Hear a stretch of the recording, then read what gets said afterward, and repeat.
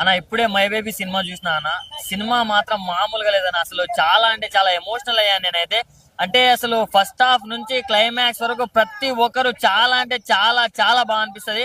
So నాకు బాగా అనిపించింది అన్న. అండ్ హీరో అథర్వ గారి పర్ఫార్మెన్స్ మాత్రం నెక్స్ట్ లెవెల్ అనిపించింది.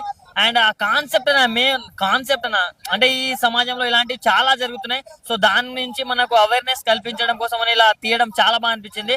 సో మన తెలుగులో పరిచయం చేసిన మన స్టూడెంట్స్ కొండేటి గారికి చాలా థ్యాంక్స్ అన్న. ఇంత మంచి సినిమాని మనకు అందించినందుకు చాలా చాలా చాలా బాగా అనిపించింది.